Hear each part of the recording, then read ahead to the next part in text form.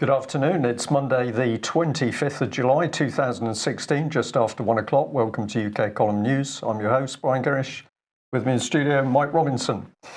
We will be joined by live video Skype link in just a few moments by Dr. Graham Downing, who's going to be talking about world population.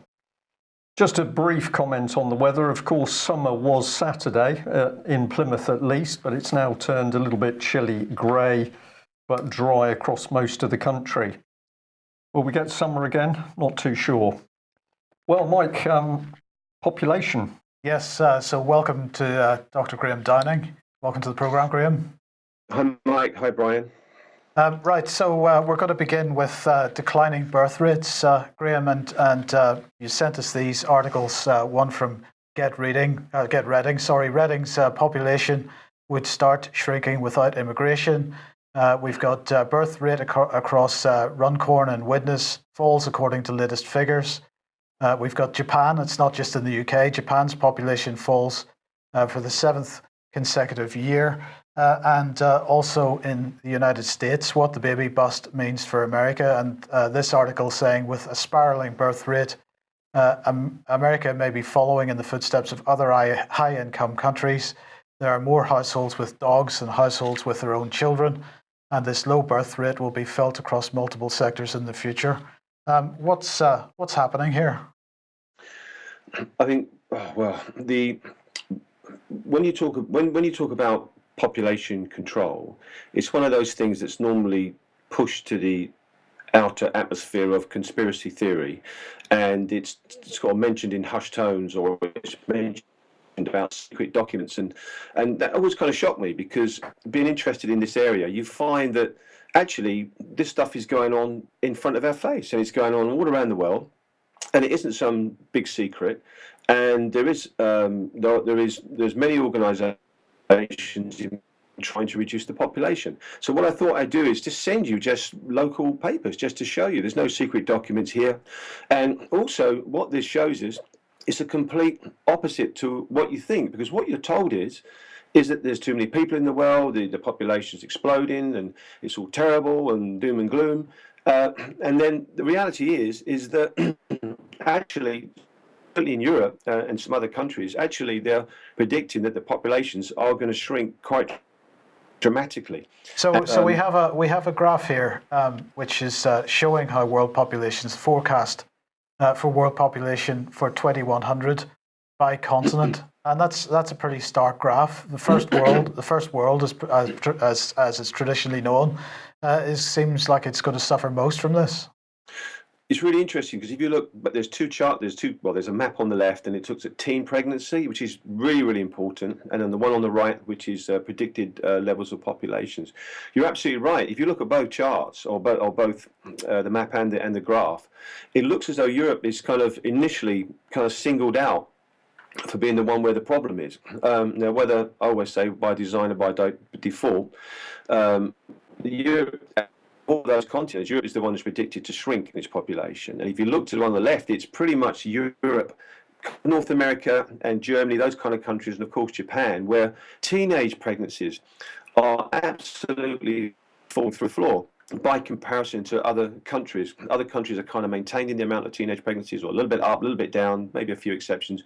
But across the board, with us in Europe, we're through the floor. I mean, we're really low. And this is actually extremely important, and I'm not sure of all the slides you're going to put up, but this is the first time since 1947 where our older women in the 40s, their fertility rate is now exceeding that of teenagers, and that is a absolute seismic shift. The next one shows you as well that Europe pretty much is heading, certainly the indigenous in populations of Europe. We're not talking about migrants or immigrants, we're talking about the indigenous populations are certainly looking as though they're trending towards extinction, because we aren't replacing ourselves at the sufficient numbers to keep ourselves going. I mean, that's it. And to fit the kind of figure they quote for developed nations like ourselves, and bearing in mind there's a huge amount of assumptions with this, it's a very complex subject, is you need to be having 2.1 children, right, or above, to kind of maintain your stock, as it were, and we're falling below that. and the difference is people come into the country from other countries, certainly sort of Asia and places like that, then their fertility rate is higher. So we're becoming extinct, and certainly you saw that in those predictions there for Europe as the population numbers fell. Now, of course, this has to have an impact on the older population as well, because obviously fewer younger people means less money in the health service to look after older people. That's got to be putting pressure on the sort of pro-euthanasia campaigns. Well, as you go through these slides, you're going to see the detection that I've picked up on. I just put that one in there. It's just like an add-on from the last time we spoke, really, because yet another thing that paracetamol is now being found to cause something not very nice with, and this in this terms is fertility. It might impair fertility in men. And once again, this is probably one of the most widely prescribed or widely bought medicines in this country, and it's given to kids, obviously, and obviously adults. And a significant percentage of the population have this stuff. So that was just really just a little add-on there for you to just know. But across the board, I'm not really going to go into massive detail today about all the different things they're called endocrine disruptors, or the plastics, or the chemicals, all the things that reduce fertility. But I wanted to show this trend. Now, also, if you look at that, that's once again that's just UK government stats.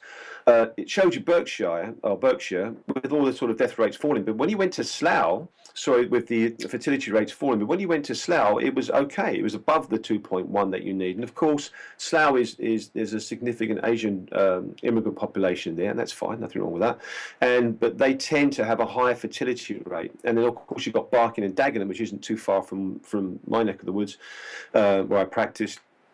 And certainly Barking is a massive immigrant area, and you're seeing obviously many Poles there now, as well as traditional sort of Asian immigration. And so this is just really stating facts, not saying anything wrong with it. It's just the facts that the indigenous English population just isn't replacing itself at a sufficient level. And then, but we have other in Israel, Palestine dynamic. This is a similar thing going on. Is that right? Yeah, I mean, one of the countries that seem to have avoided this decline in fertility rate. There's a few.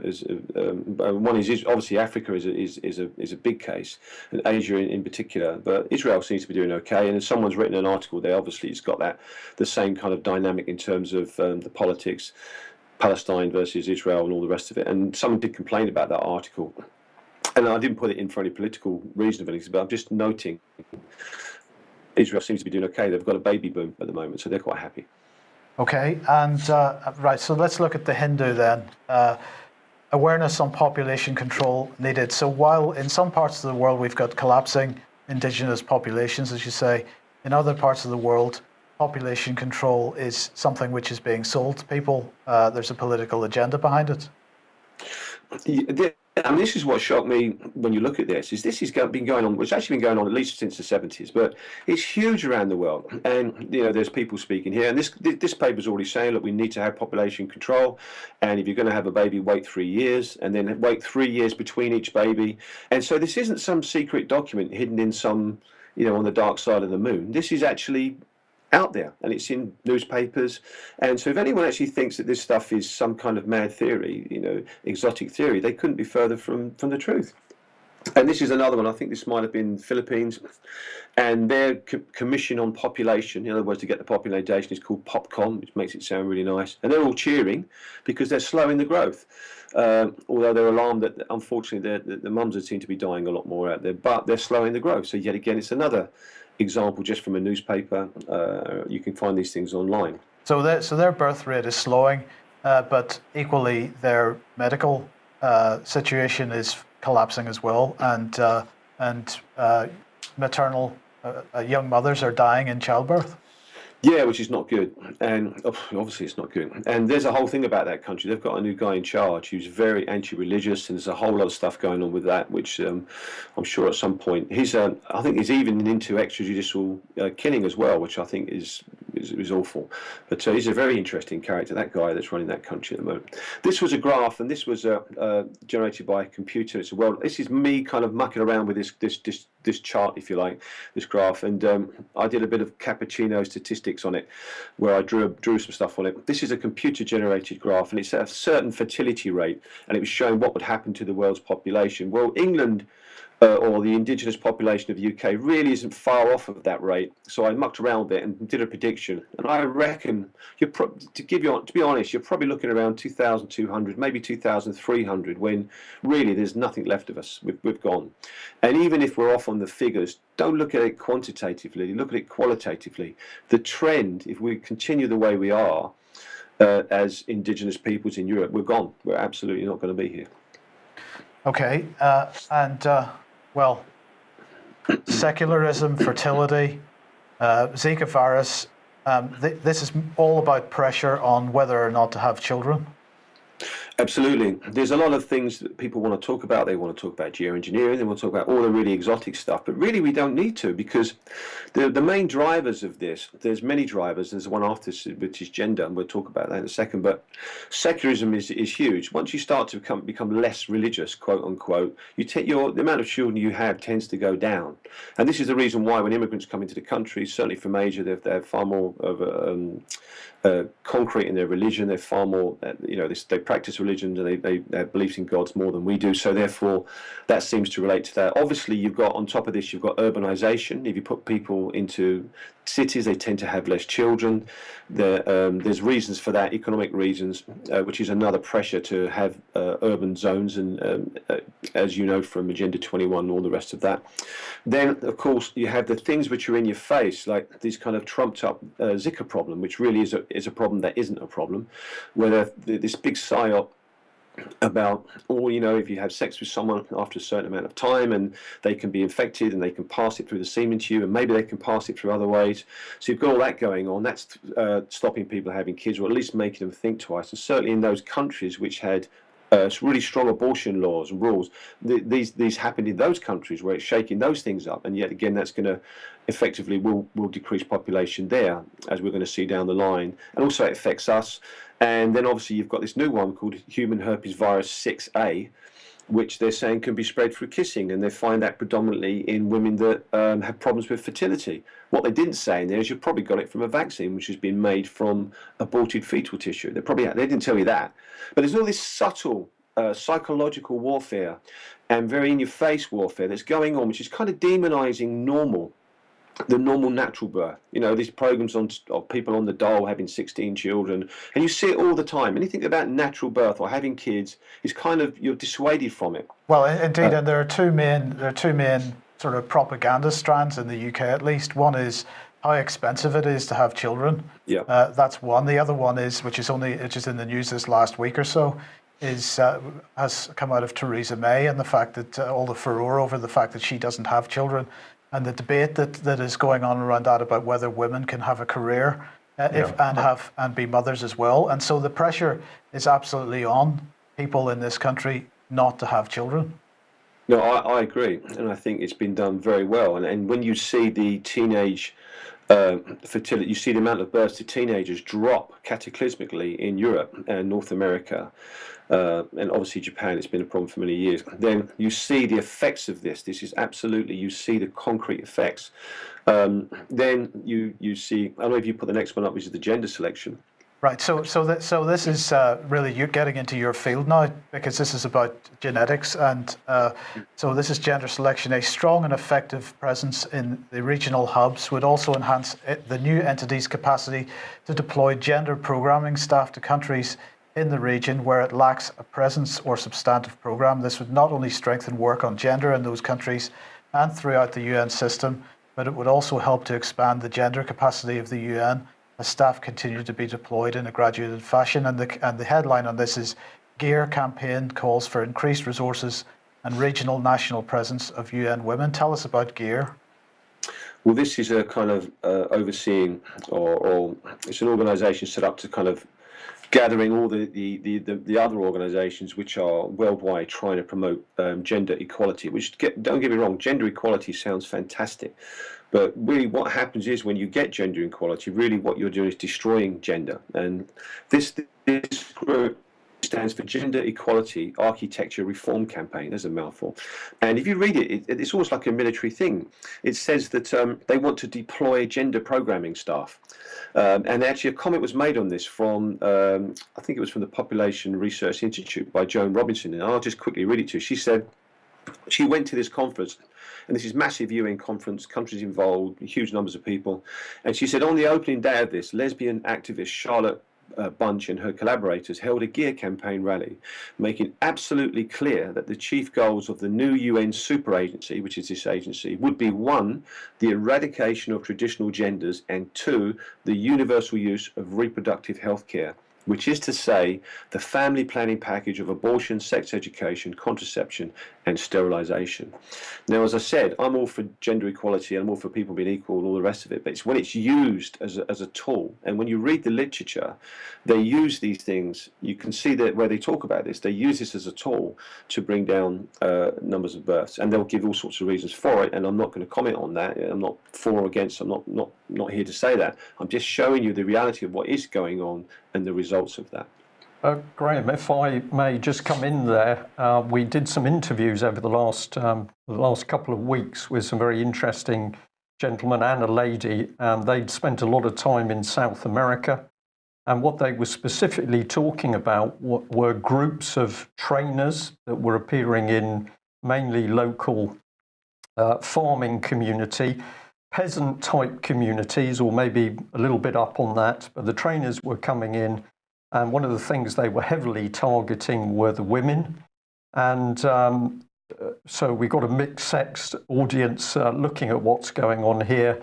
And they all said that what they were seeing was that the women were being targeted to create fractiousness between men and women, and traditional roles were being attacked in order that they could destabilize the society to bring in the new plans. And although there were some non-government organizations involved, when the team had researched and tracked back, they inevitably came to United Nations policy teams. So Colombia, South America, seeing this stuff coming in very, very strongly. And there is no. This isn't something exotic and out there. This is this organisation here, this super agency. I mean, you're talking huge numbers of people and bureaucrats and millions and multiple hundreds of millions of dollars and God knows what been invested. There are armies of these people, and absolutely, they go into town, they go into villages, and on the surface, it looks great. It's about bringing equality, and we all think that's fantastic. But there is another agenda to this, and people should be aware of this. And I think if you've got. I'm not sure if you've got that next slide up. So here we are. This is I am your mother and your father, and this is a claim that there are at least as good reasons to pursue research towards enabling solo reproduction and eventually to introduce solo reproduction as an option for fertility treatment as there are to do so for any other infertility related purposes. So now we're looking at some form of genetic engineering here. Yeah, what you're going to see over the next few slides, I'm going to show you where the trend is going. It's going broadly from dissuading you, some would say demonizing natural, the coupling of the male and female and having a normal birth, toward this interventional zone we're going into, this place where scientists will become more and more involved in reproduction. And in this particular case, what they're saying is, look, and we're not far from this, is it really from you, we'll be able to produce enough material in terms of we can make the cells, such as the sperm and the egg, and you can be both mummy and daddy. And, and this links in again with this gender merging, this kind of destroying of the need for male and female, and it's definitely there. I mean, you can see the trend as we're going toward this. And I'm not sure if you've got the next one up as well. I just wanted to go back because it mentioned Planned Parenthood, which I know you guys are interested in. So this is the number of abortions provided by IPPF. Yeah, I mean, if you read it, what it says is that at that meeting, that GEAR meeting, this massive UN thing, GN, hundreds of millions of dollars, countries there, all sorts of stuff going on. Executives from the International Planned Parenthood Federation were in closed-door meetings with Denmark as the conference progressed, and they were strategizing on how to promote this super agency. And these people suggest, look, Planned Parenthood organization is a leading member of this GEAR campaign, this gender equality thing, and perhaps because it sees that the new agency's abortion and reproductive health programs would pour hundreds of millions of dollars into their pockets. And it talked about some other stuff. And then if you look to the side, this is from International Planned Parenthood, which obviously people must know, comes out of the eugenics organizations way back. And of course, much promoted is Bill Gates' parents were in fact senior people within this organization. This is a report, and this is their 5-year performance report, which using those words with abortion just doesn't fit well with me. And if you look at it, they're now hitting, just from their clinics, they have clinics all around the world, they're terminating over 1 million children a year. Now, once again, this isn't a pro or an anti-abortion thing. I'm not discussing that. I'm just showing you the facts of what's going on. And the thing for me isn't that abortion is wrong and we should be against it. I'm not saying that, and there's obviously awful tragedies which happen that people would want to have that done, and don't get me wrong, that's awful, but it's this commercialization of it, this looking at it as a business and projections and reports and 5-year. This is what I don't like, and I think you have up on the screen the next slide there, and that is literally very, very tiny, literally in this week. This was from the Republican platform. Right, so they're saying we oppose the use of public funds to perform or promote abortion or to fund organizations like Planned Parenthood, as long as they provide or refer for elective abortions or sell fetal body parts rather than provide health care. We urge all states and Congress to make it a crime to acquire, transfer, or to sell fetal tissue from elective abortions for research, and we call on Congress to enact a ban on any sale of fetal body parts. And they say, in the meantime, we call on Congress to ban the practice of misleading women on so-called fetal harvesting consent forms, a fact revealed by a 2015 investigation. We will not fund or subsidise healthcare that includes abortion coverage. Yeah, now, as I said before, I'm not having an opinion here on whether you should have abortion or not. It's not about that. But what was interesting is, at this level, this is the Republican Party. Now, for them to have to be fighting against the selling of fetal body parts, then that means then they must know that fetal body parts are for sale. And there's a big market in this, and they call it fetal harvesting. The actual subject of how this is done is absolutely awful. I mean, it's demonic, quite frankly. And I won't get into it now, but maybe at some point we can discuss this. It will certainly put people off their lunch if you talk about how this is commercialized and how these parts are acquired. But I found that so astonishing. And for Brian as well, when he was mentioning about some of the vaccination stuff, how dark some of this stuff can get, you really are entering the realms of darkness here. And this is a national party. I mean, at their level, they're recognizing it and they're speaking out against it and say they want laws against it, which shows you how big this industry must be. And as I said, I don't like it when you start commercializing the sale of body parts of babies. It is disgraceful. And then the next thing that we seem to be making a commercial program is DNA testing to work out how well your children might do at school. This is the Daily Mail. Such tests are likely to meet resistance from privacy groups and teachers who will fear it could also be used to segregate children on the basis of their genetic makeup. This is eugenics, isn't it? Yes, and this is the trend of where it's going. It's now we're talking about literally on the verge of being able to select children and say, look, well, at least where we think they might be more intelligent. And there's other ones I did send you. I'm not sure if you had a chance to put them up, which showed you that the IVF market was now booming. And there's another one by a doctor who was in the States who was offering first-rate gender selection. This is all going on now. And when you see this trend away from demonizing the natural birth, and there's too many of us and we're all procreating too much, and then pushing towards this other thing, you kind of get a dichotomy here, because, well, if there's a problem with fertility and we've got too many, then why they've got this booming industry and they're promoting it in such a positive way. And the reason it must be is because they must know, or they must be pushing for this to move from natural into the unnatural, into the technical and scientific way of having Right. children. So here's the next one. The next great advance in fertility treatments may rest with 5 young monkeys in a lab outside of town. Each of the 5 carries genes from 3 parents instead of 2 because they were conceived using a novel and controversial gene therapy. Researchers are watching them closely to make sure they age normally, can reproduce, and have healthy children. If so, the 3-parent fertilization technique will likely be tried in humans. Where does this end? Well, it's not. It's just beginning. And exactly. So now you can have, well, you can be mummy and daddy if you want. If that's not enough, maybe you can get someone else to be a parent with you. And what you've got to do, you must see this for what it is. You must see the writing and where this is going. This is transitionary. It's all done under the guise of it's all fertility and help people. I champion that. I think it's fantastic. And if there are people with gender issues and all the rest, we have to try and help them. And no one's suggesting that shouldn't happen. And if someone is having problems, I do that work. We have to help them. But where this is, what you've got to see is this is a trend, okay? And they are pushing the boundaries. And that experiment there is being done now. That was July the 8th. That article. You know, this isn't pie in the sky, as I say. I'm going to bore you with this, but it's not some secret document from a whistleblower somewhere, you know, in a mine 100 miles underground, some secret place. This is happening right now. Right. And really be aware of this. And so it just doesn't end, because here we've got Pandora's Matrix, the world's first artificial womb. So here's 2 or 3 articles on that. And another one from the Huffington Post here. What happens when we don't need women's bodies for gestation? And is this then the ultimate goal here? Yeah, in my opinion.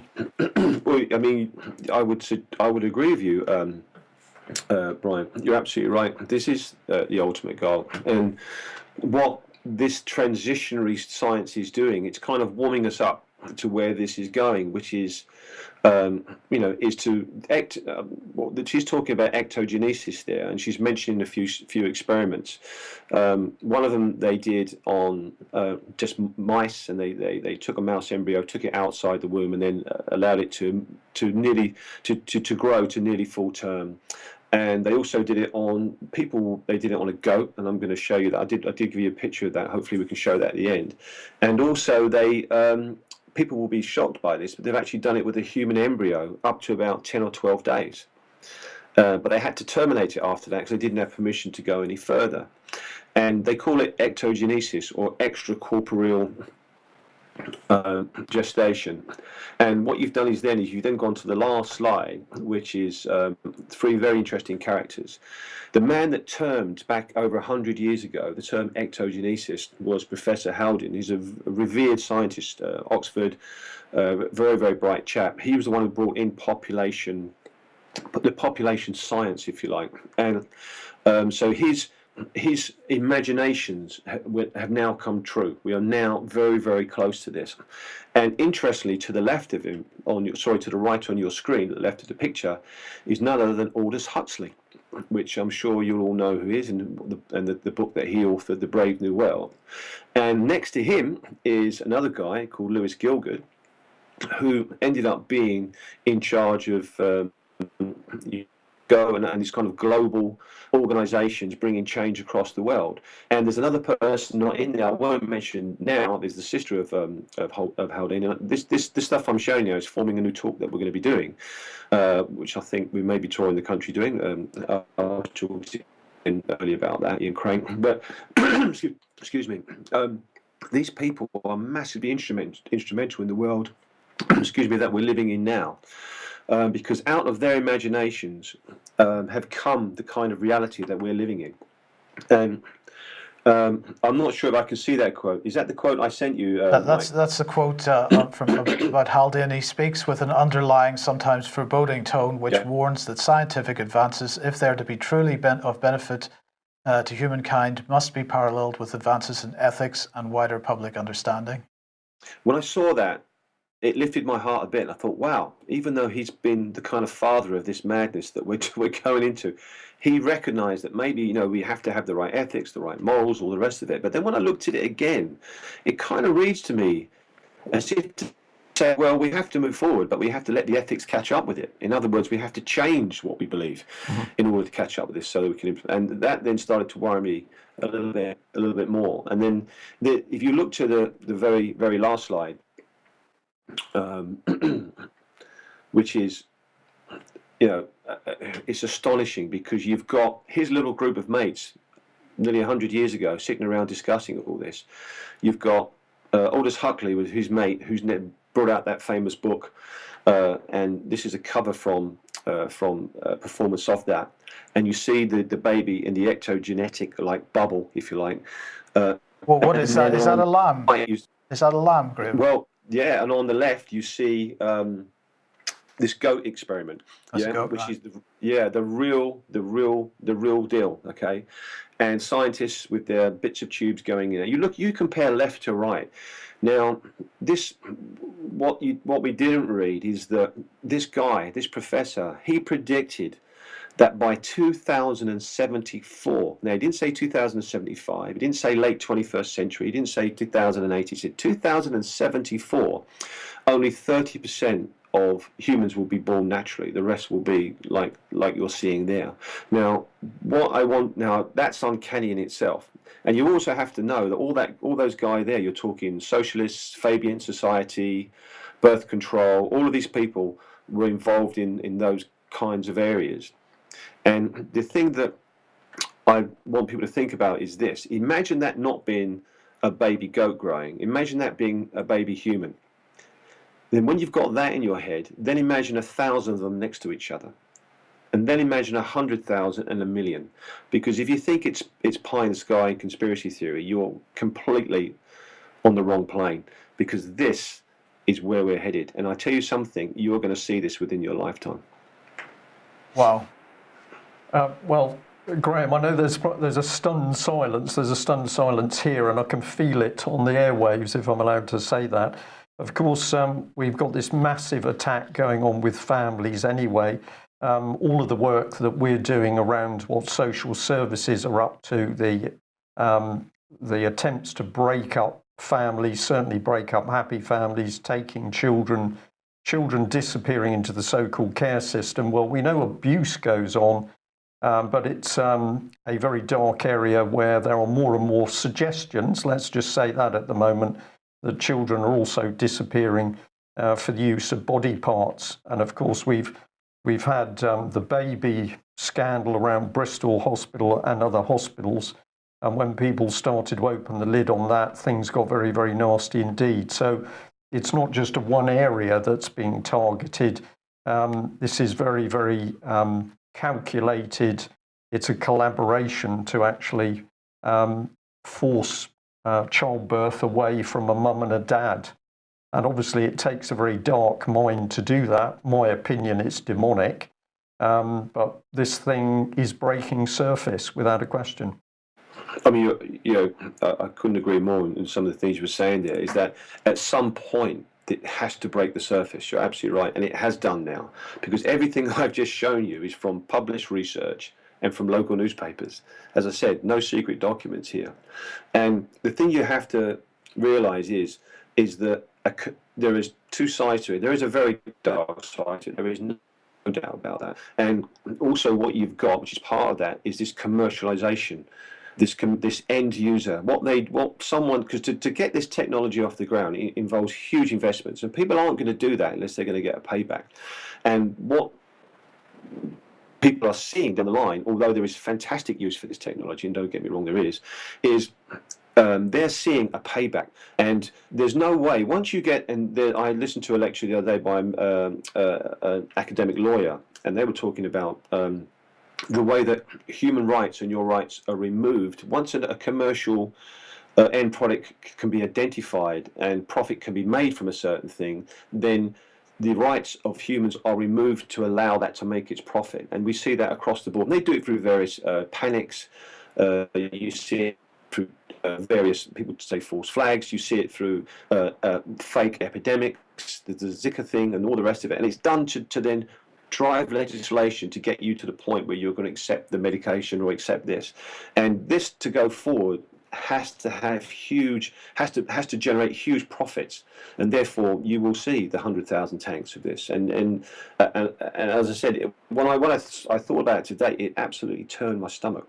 And what we don't want is our children coming into the world, or certainly children who've got now, getting used to this and thinking that this is normal. And certainly, I don't want to see masses of children born this way. I think it's disgraceful, and I think we really have crossed some kind of Rubicon when we do that. It is immoral in my opinion.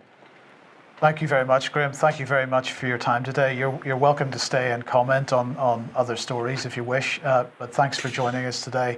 And I'll just say you've hit the nail on the head regarding human rights, because as I keep banging on about, one of the key points about human rights is that these are rights given to us by another human being. Well, first of all, what gives that human being the right to give me or take away rights?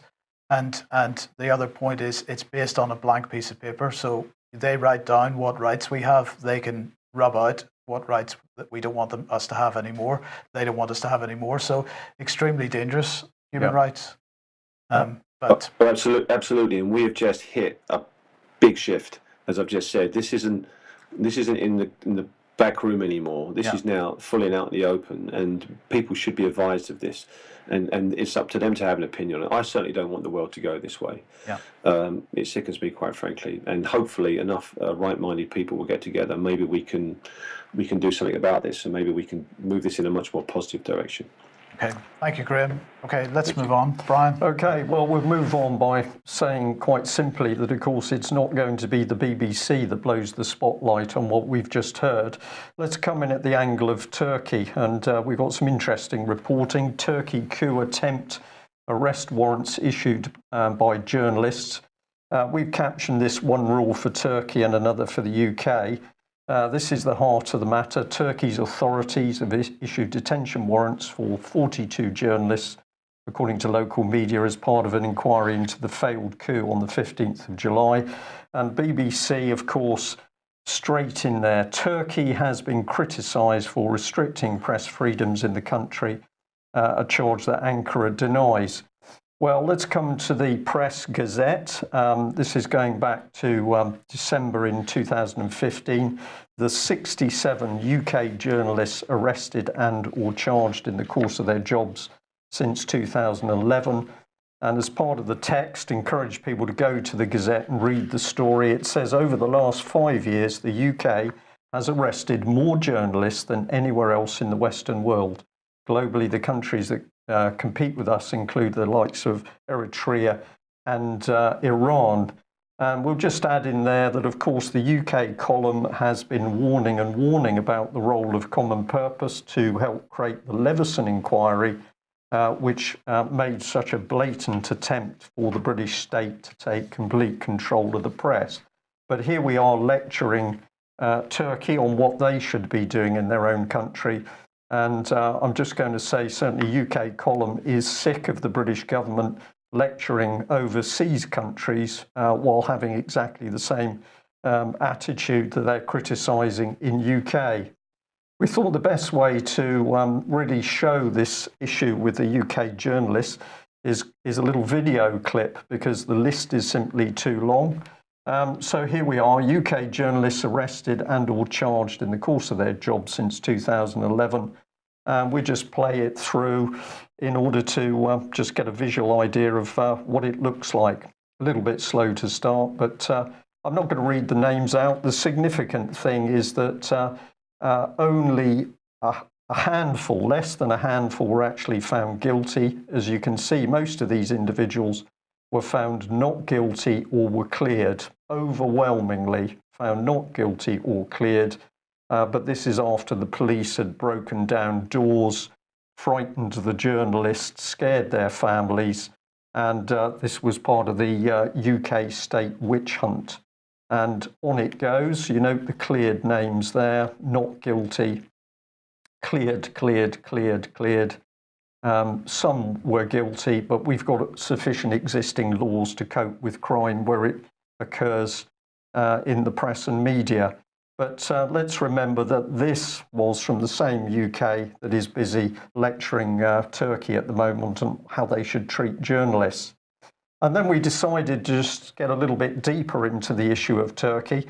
We were interested to see that the BBC reporter that produced the story, Nick Thorpe, is a member of the Anglo-Turkish Society. And here he is at the Society actually presenting a book on European society around the Danube, which I think he got some sort of award for. But if we go and have a look at the names of the Anglo-Turkish Society, we were just fascinated to see that it is actually Boris Johnson, now Foreign Secretary, who is the president. So no bias there then, Mike? No. Presumably. And we'll also bring up our old friend Media Action because, of course, they were boasting that they were helping to destabilise countries, including Syria. And on their website here, it says very clearly they're involved in Turkey. When you do a search, however, on the website for what that means... they don't want to tell us? They don't want to tell us. Good. So I'll bring in this one, which is a talk at Chatham House. The lead journalist listed there, Mr. Baydar, is Turkish himself, but the second speaker, James Dean, is from Media Action itself, and this BBC charity lecturing the world on how to run free and democratic press. So this is quite sick-making, and we're going to ask for as much help as possible from our viewers and listeners to follow what the BBC is really up to in Turkey. And we'd love to have some more information on what Media Action is doing. Moving on, just at the end of last week, Michael Fallon, the current Defence Secretary, was speaking in Washington. And as usual, I just want to highlight a few of the comments that he made. So here we are. And we do have the will and the intent to respond to threats whenever or wherever they come from. He said, thanks to the Strategic Defence and Security Review we published before the end of last year, we're going to match that with greater capacity, that will with greater capacity. So we're going to spend lots of money. He said last year our forces were active all around the world, some 80,000 soldiers deployed in more than 383 commitments during the year, more than 30,000 sailors deployed on over 700 ship visits. Well, where else would they go? Because they don't have any ships of their own to be on. So 700 ship visits from Africa to Asia, Europe to Latin America, more than 10,000 Royal Air Force personnel deployed in over 60 countries on operations, training exercises and defence engagement. And we have a similar level of effort this year. Now, that little quote, I want to keep it on screen, Theo, please. I want to just point out General Sir Frank Kitson, Brian, because he, of course, commander of the SAS in the Mau Mau Rebellion in Northern Ireland, various places, and he wrote a book called Gangs and Counter-Gangs. And he explained in that book that the British were covertly leading large-scale Mau Mau units in Kenya, and that many, if not all, of the Mau Mau units had been created by colonial authorities, so in other words, by Britain. And as a result, 22 British military personnel were killed during that rebellion, and 20,000 Mau Mau Kenyans were killed during that rebellion. Okay, so that, and then this went on to the SAS in Southeast Asia. In New Zealand, for example, 30% of the SAS were drawn from Maori tribes. And in the 1960s, the New Zealand SAS was active right across Southeast Asia, including Burma, and in northeastern India.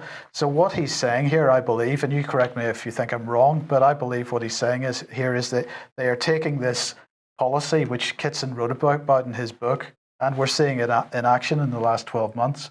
We're saying we have a military which is unable to be deployed in the conventional sense. So as a unit itself. So instead, we send out small groups right around the world where we make sure that it's those local populations, those local militaries that are the people that are in the front lines getting killed, while we're running the training and the subversion and the gangs and the counter-gangs. I think that's absolutely correct, Mike. And the other clue is that they described the the latest defence policy as being an internationalist defence policy. But of course, in those figures there, what Mr. Fallon said is disingenuous at best, because he's talking about 80,000 troop deployments over 383 commitments. Well, 80,000 men is close to the total of the British Army. So it's not the British Army that's making 383. What he's really talking about is small groups making hundreds of visits to very strange places. Specialists. Yeah. And then, of course, we've got the same with the ship visits. There's something really strange about that, because even if we multiply it up with the number of ships we have got, how do you reach 700 ship visits? I think we're talking about military personnel, naval personnel. That's what he's called. One at a time, you mean? Well, one at a time, probably. Yeah. So disingenuous at best, lying to the public, more closer to the truth, I think. Okay, well, let's move on with it then, because he went on to say a powerful NATO is vital to our future. So too are our key bilateral relationships. And he said, we are now focused on reshaping our relationship with Europe, restoring sovereignty to the British Parliament, but making sure our security and trading relationship remains strong. Now, keep that in mind, trading relationship, because we'll be coming on to that in a second. And he also said, while we forge new relations right across the globe. So they are, whether or not they finally implement Brexit, in the meantime, they're using Brexit as a political tool to drive forward the changing relationship between Britain and other nations. And he went on to say, we will be sending additional trainers to Al-Assad Air Base in Western Iraq to instruct more Iraqi troops on how they counter improvised explosive devices. These extra trainers will be working closely with US and Danish forces. Sorry, I misread that there a second. I thought, anyway. And he finished off by saying, in conclusion, let me reassure you, Britain is not stepping back. On the contrary, we're stepping up. The UK is leaving the EU, but we've not forgotten that deterrence and defence are underpinned by cohesion and solidarity. So I believe what's happening here is that they are repositioning relationships, bilateral agreements. This is all about military integration, not just at the European scale, which is where we're at the moment, but broader than that even. Much broader. And of course, the training gives you unique insight in any of the foreign militaries you touch. If you've helped train them, you know what tactics they're going to use, so very easy to control them. Yes. Now, we mentioned trade a second ago, so let me introduce you to the First Sea Lord, Admiral Sir Philip Jones. He was speaking to the City of London at Mansion House last week. And again, we'll just mention a couple of things that he said. The City of London and the Navy are both defined by tradition and modernity in equal measure. Our shared strength reflects the UK's international standing, as determined by history and geography. But our success has the power to shape the UK's continuing place in the world. The Royal Navy shares that agenda. Britain will always be an island nation, totally dependent on the sea for our security and prosperity, and an understanding I know I share with this audience. We remain in a position of global leadership, which includes the Royal Navy's permanent command of NATO's maritime forces. Yet, as an island and a trading power, the UK's security and prosperity is indivisible from that of the wider world. Our historic relationship with the City of London is testament to this. 350 years ago, the city's wealthiest citizens raised £16,000, not an insignificant sum back then, to fund the construction of a new warship. The King, so taken with this display of patriotism, named her Loyal London. But those 17th century Londoners weren't motivated by loyalty or patriotism alone. They were merchants and traders. They knew that prosperity and security were intertwined with that a strong, credible Royal Navy was necessary to protect and advance their own commercial interests. Sorry, I know you're about to be ill at this point, Brian. Well, it's just remarkable. The words go on and on. They spew out of the mouth of the First Sea Lord. We've got a navy with no fully working aircraft carriers, no maritime patrol aircraft, huge problems in our submarine fleet, submarines crashing into ships. We haven't got enough ships. We haven't got enough engineers. We haven't got enough non-commissioned engineers, the really key people that keep the ships at sea.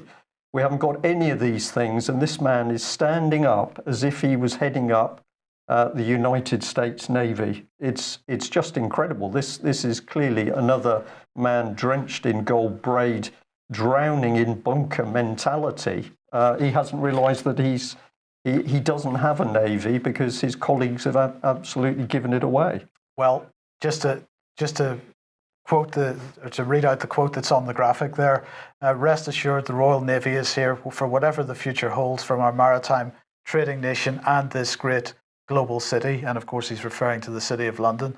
I've read out some quotes there, Brian, but if I was to press the whole speech, the message that he was trying to send is whatever resources we have are at your disposal. And he was, of course, speaking to the City of London at the time. Yeah, so it's a navy to, in general, help the criminal elite. As somebody's pointed out, of course, the Type 45 destroyers from the Royal Navy don't work in the Gulf because the water's a little bit hot. I think it's heated up over the last few years. So those ships don't work due to hot water, but clearly the First Sea Lord is very big on working on hot air. And I think probably we should end our news today at that point. I'm going to say thank you very much for joining us. We have covered some particularly dark material today. It needs to be covered. Don't research late into the night, and do get out and do the brighter things if you're starting to get interest in these subjects. Talk about it is the other key thing to do. And lastly, I'll say thank you very much to those who've made donations to the UK column. It's much appreciated, and certainly the comments to encourage us to do and keep doing what we're doing is a big boost. So thank you very much if you've made a donation over the last few days. We'll be back at the same time tomorrow. Bye-bye. Bye-bye.